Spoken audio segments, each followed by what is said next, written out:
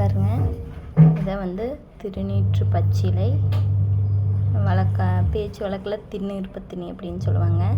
இதோட ஒரிஜினல் பேர் வந்து திருநீற்று பச்சிலைன்னு தான் சொல்லுவாங்க. இதை வந்து இதோட உண்மையான தமிழ் பேர். இது வந்து ஸ்மெல் வச்சு தாங்க கண்டுபிடிக்கணும். வந்து குழந்தைகளுக்கு வந்து சளி பிடிச்சாலோ இல்லை ஏதாவது நான்வெஜ்ஜின்னு சாப்பிட்டு கவிச்சி அடித்தாலோ இல்லை சளி வந்து மூஞ்சியில் கை கால் எல்லாம் வந்து குழந்தைங்க வந்து விளையாடும்போது 3 இயர்ஸ் 4 இயர்ஸ் குழந்தைங்க வந்து சளி பிடிச்சிட்டு மூஞ்சியில் கை கால் எல்லாம் இப்படி எல்லாம் துடைச்சிக்குவாங்க. நம்மளுக்கே தெரியாது, விளையாண்டுட்டு கண்டுக்க மாட்டோம். க்ளீன் பண்ணாலும் அதோட ஸ்மெல் வந்து அடிக்கும். குழந்தைக்கு முகத்தில் வந்து அந்த ஸ்மெல் அடிக்கும், சளியோட ஸ்மெல்லு. அதேமாதிரி ஏதாவது நான்வெஜ் சாப்பிட்டா அந்த ஸ்மெல் வந்து அடிக்கும். அந்த மாதிரி டயத்தில் நீங்கள் என்ன பண்ணுறீங்க அப்படின்னா, இந்த மாதிரி திருநீர் பத்திலை இருக்குதுங்களா, திருநீற்று பச்சிலை அப்படின்னு சொல்லுவாங்க, திருநீர் பத்தினின்னு சொல்லுவாங்க பேச்சு வழக்கில். இதோட விதை வந்து நீங்கள் வந்து வீட்டில் போட்டாலும் வளரும். அப்படி இல்லைன்னா எங்காவது கிடைச்சா கூட இந்த மாதிரி எடுத்துக்கோங்க. இதை வந்து இந்த மாதிரி இலையை எடுத்துக்கோங்க.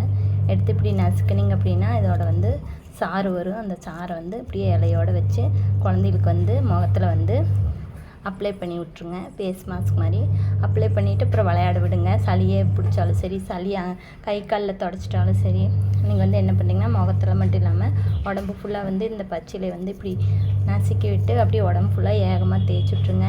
பர்ஃப்யூம் மாதிரி நல்லா ஸ்மெல் அடிக்கும். இந்த ஸ்மெல்லுக்கு வந்து எந்த ஒரு கெட்ட கவுச்சி எதாக இருந்தாலும் வந்து அது வந்து குழந்தைகளை வந்து பாதிக்காதுங்க.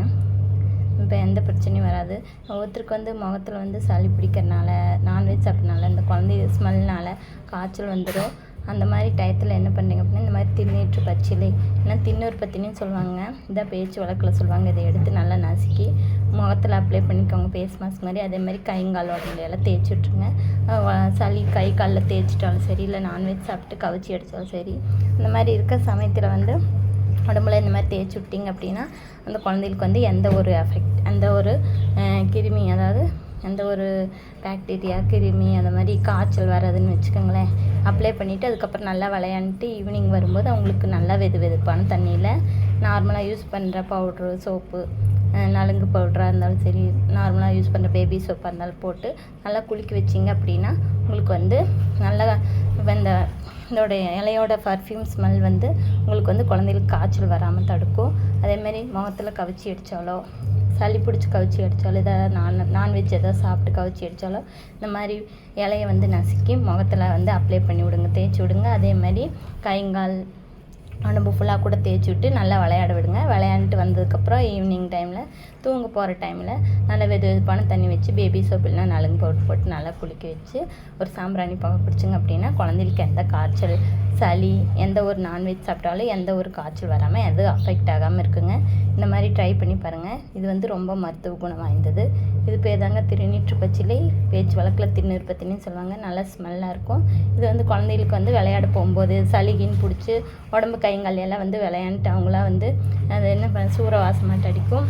அதே மாதிரி லேசிகெல்லாம் இருப்பாங்க. அந்த மாதிரி இருக்கும்போது முகத்தில் அப்ளை பண்ணி விட்டுருங்க நசுக்கி. இந்த பர்ஃப்யூம் ஸ்மெல் இந்த சளியே பிடிச்சாலும், நான்வெஜ் சாப்பிட்டு கவிச்சியில் விளையாண்டாலும் சரி, காய்ச்சல் எதுவும் வராமல் அவங்கள வந்து ப்ரொடெக்ட் பண்ணும். நல்லா தேய்ச்சி விட்டுருங்க. உடம்பு ஃபுல்லாமே நல்லா நசுக்கி இந்த சாரை வந்து தேய்ச்சி விட்டுட்டிங்க அப்படின்னா கைங்கால் உடம்புல ஃபேஸ்லையெல்லாம் வந்து நல்லா தேய்ச்சி விட்டு நல்லா விளையாட விட்டுருங்க. எந்த ஒரு காய்ச்சல், ஃபீவர், எந்த கெட்டது வந்து அவங்கள அண்டாது. அப்புறம் ஈவினிங் டைமில் நல்லா வெதுப்பான தண்ணி வச்சு குளிக்க வைங்க. அவ்வளோ ஒரு ஆரோக்கியம், நல்லா தூக்கம் வரும். இந்த மாதிரி ட்ரை பண்ணிட்டு எப்படி இருக்குன்னு சொல்லுங்கள்.